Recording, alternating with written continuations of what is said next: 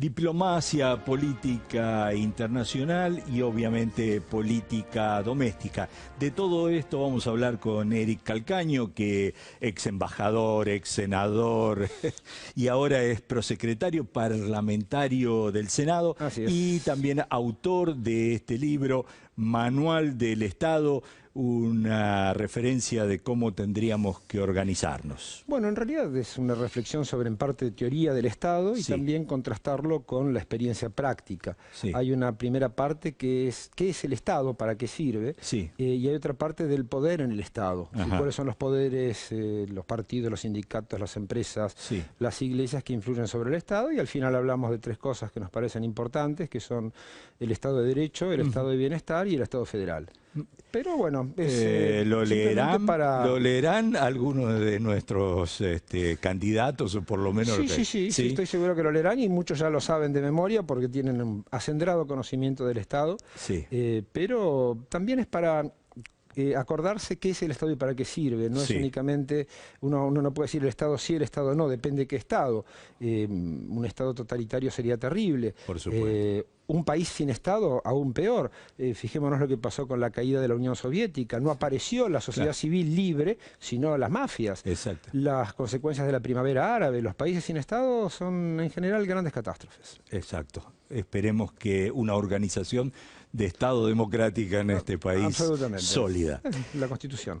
Vayamos a un tema del momento, que es un cambio bastante importante de política internacional de la Cancillería argentina, del gobierno argentino. Hoy reconoce como embajadora oficial de Venezuela a la representante del gobierno provisional o interino, como lo querramos llamar. ¿Cómo ves este cambio? Me parece que no es muy inteligente en el fondo, porque por más que uno piense lo que piensa el gobierno actual de Venezuela, ya hay una persona, o país mejor dicho, que está muy en contra de ese régimen, que es Estados Unidos. Hay otros países que están muy a favor de ese mismo gobierno. Por lo tanto, lo que hay que hacer en política internacional es conducir desde el centro y ser siempre un recurso de diálogo para poder avanzar las posiciones que el gobierno del momento crea correctas.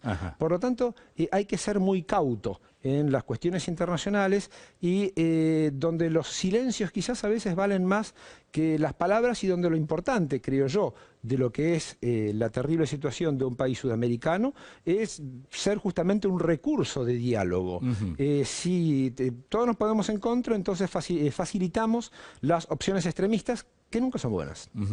¿Crees que esto se va a modificar si Alberto Fernández entra, digamos, es el nuevo presidente? Hay que ver, yo considero que la política exterior es la continuación de la política interior por otros medios. Por lo tanto, lo que hay que hacer de nuevo, y creo que el candidato Alberto Fernández lo ha expresado de modo muy claro, hay una serie de países como Uruguay, como México, que tienen una posición intermedia. Piénsese lo que se piense de la cuestión venezolana, pero donde es importante que haya recursos. Recordemos la célebre frase de Perón, que cuando uno corre un gato a escobazos hay que asegurarse que tenga una ventana abierta. De lo contrario, y eso también es válido en las relaciones internacionales, me parece que el gesto que hizo el gobierno argentino hoy es más un gesto pro domo, es más un gesto interno dentro de una campaña que pareciera que a veces les gustaría que vaya por los extremos. Pero bueno, son situaciones. Vayamos un poquito al Estado y a la organización parlamentaria. ¿Cómo ves un parlamento en esta situación? ¿No se lo ve desde el punto de vista popular como evidentemente efectivo? Por ejemplo, la Cámara de Diputados sesionó 2 veces. Hoy sirvió para dar un reconocimiento a un grupo británico, Iron Maiden.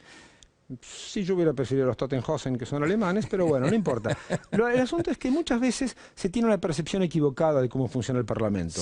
Primero, Parlamento es hablar, es parlamentar. Uno siempre dialoga de un determinado modo en el Senado, de otro modo en diputados, pero el diálogo es permanente porque si no dialogamos no hacemos política. En alguna parte, gobernar es charlar, gobernar es negociar.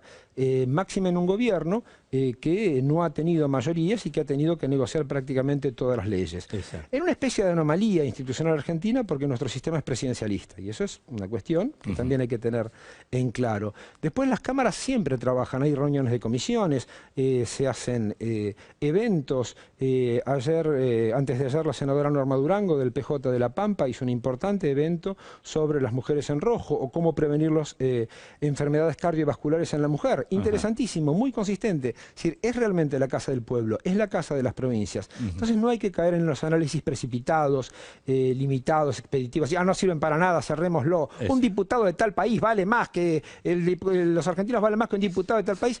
A ver, y siempre preferir la calidad a la cantidad. También esa es una cuestión importante que hay que entender. Yo, sinceramente, hay visitas a las cámaras. Llegamos, por ejemplo, hay un detalle fantástico.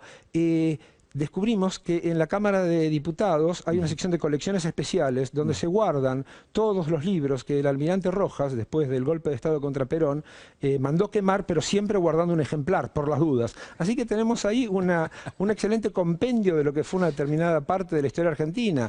Es nuestra memoria también. No lo vivamos como algo lejano y lo vamos a vivir intensamente este 27 de octubre, sin duda.